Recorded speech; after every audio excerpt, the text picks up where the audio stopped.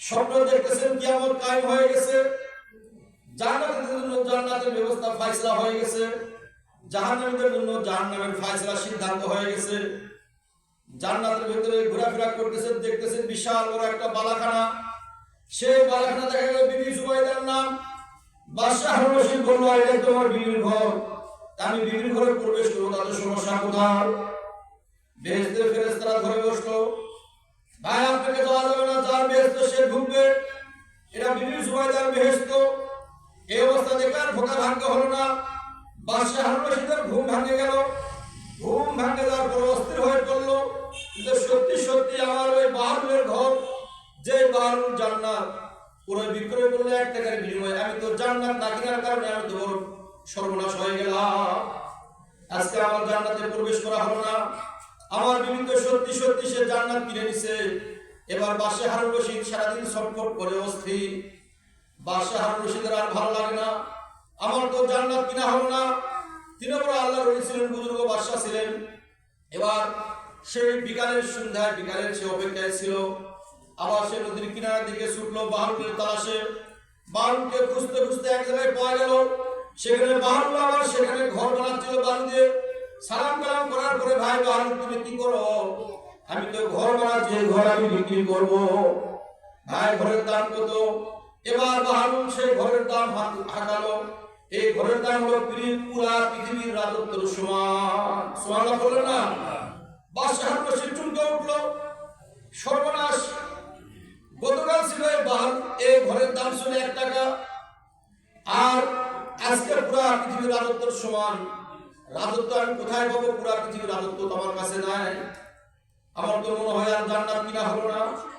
বাহারুলকে বলল, ভাই তুমি কি কাজ করলে? আমি যে মূল্য দিতে পারবো না। বাহারুল উত্তর বললো, বাদশাহ নামদার, গতকালের ঘর কিনা ছিল বড় সস্তা, এটা না দেখে কিনা বেচা হচ্ছে, কিন্তু আজকে তো আপনি জান্নাত কিনতে আছেন, আপনি তো দেখার পরে আমার কাছে আছে। সুবহানাল্লাহ। আজকের জান্নাতের দাম কিন্তু 1 টাকা নয়, আজকের জান্নাতের দাম পুরা পৃথিবীর রাজত্বের সমান। সুবহানাল্লাহ বলেন না? মুসলমান ওই সে না জানে না দেখে 1 টাকা জান্নাতের আশায় তিনি একটা ঘর করে করলেন। সত্যি সত্যি আল্লাহ পাকের দরবারে সেই ঘর কবুল হয়ে গেল। কিন্তু আমরা মুসলমান এটুকু বিশ্বাস নাই যে কোরআনের মজমায় বসতে পারলে, আল্লাহ পাক বলি আল্লাহদের বৈঠকে বসালে আমাদের কলি বানায় দিবেন, আমরা জান্নাতের সদস্য হতে পারবো।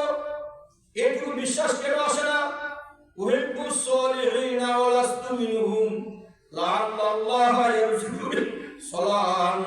আমি তো নেককারদেরকে ভালোবাসি, আমি নেককার হতে পারি নাই, কিন্তু হতে পারে আল্লাহ পাক এই ভালোবাসার বরকত আমাদেরকে নেককার বানায় দিবেন। সুবহানাল্লাহ। এই শত শত হাজার হাজার মানুষ এখানে আপনাদের আসছেন, আল্লাহ পাকের ভালোবাসা এখানে আসছেন। যারা বলেন ঠিক কিনা? এই ভালোবাসা অবশ্যই কি প্রকৃত ভালোবাসা হতে হবে। এই ভালোবাসা যারা দাবি করবে তাদেরকে অবশ্যই আল্লাহ পাক পরীক্ষা করবেন। وَلَنَبْلُوَنَّكُمْ بِشَيْءٍ مِّنَ الْخَوْفِ وَالْجُوعِ وَنَقْصٍ مِّنَ الْأَمْوَالِ وَالْأَنفُسِ وَالثَّمَرَاتِ وَبَشِّرِ الصَّابِرِينَ الَّذِينَ إِذَا أَصَابَتْهُم مُّصِيبَةٌ قَالُوا إِنَّا لِلَّهِ وَإِنَّا إِلَيْهِ راجعون। আল্লাহ পাক বলেন, আমি তোমাদেরকে পরীক্ষা করব ভয় দিয়ে, ক্ষুধা দিয়ে, ক্ষেত খামারের ক্ষয়ক্ষতি দিয়ে, জানমালের ক্ষয়ক্ষতি দিয়ে আমি তোমাদেরকে পরীক্ষা করব। সেই পরীক্ষায় তোমাদেরকে ধৈর্য ধারণ করতে হবে।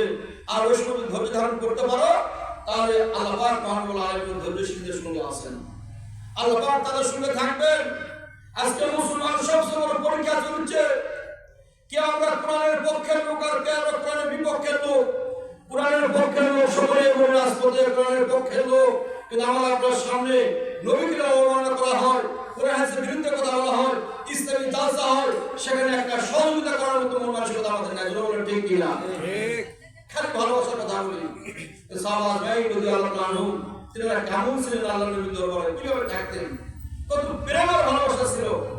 দর্দ দিলে और सब दर्दों का दरवा कर दिया, इश्क की मुश्किल ने हर मुश्किल को आसान कर दिया। নবীর প্রেম আর ভালোবাসা ব্যথা, সকল পৃথিবীর ব্যথাগুলো হতো না। সকল পৃথিবীর ব্যথাগুলো সর্বদার মতো মনে হতো, কষ্টকে কষ্ট মনে করতেন না, জান দেওয়ার জন্য তৈরি ছিল। মেঘদাদ রাদিয়াল্লাহু তাআলা বললেন, ইয়া রাসূলুল্লাহ, ইয়া হাবিবাল্লাহ, আপনি যদি নির্দেশ দেন পাহাড় থেকে আমরা লাফ দিব, যদি আপনি নির্দেশ দেন আমরা সাগরে ঝাঁপ দিব, যদি আপনি নির্দেশ দেন আমরা আগুনে ঝাঁপ দিব, কিন্তু আমরা আপনার গায়ে কষ্ট লাগবে আমরা তা সহ্য করতে রাজি না। ছোট শিশু বাচ্চাকে নবীর কাছে হাদিয়া দেওয়া হলো। ইয়া রাসূলুল্লাহ, ইয়া হাবিবাল্লাহ, শিশু বাচ্চাকে আপনাকে হাদিয়া দিলাম, আমি শিশু বাচ্চাদের কি করব? আরে আপনি তো যখন যুদ্ধের ময়দানে যাবেন ওই কাফের বেদিন ইহুদিরা আপনাকে তীর মারবে, আর ওই তীর আপনার গায়ে না লাগে আমার শিশু বাচ্চার গায়ে লাগবে, আপনি দিনের নবী নিরাপদে থাকবেন, এই জন্য আমার শিশুকে আপনাকে আমি হাদিয়া দিয়ে দিলাম। সুবহানাল্লাহ। মুসলমান এত, আমরা মুসলমান এত প্রেমিক, নিজের সন্তানটাকে মাদ্রাসায় পড়াতে রাজি না, নিজে একটু কষ্ট করে ইসলামী জালসায় আসতে রাজি না, নিজে একটু কষ্ট করে দ্বীন শিখতে রাজি না।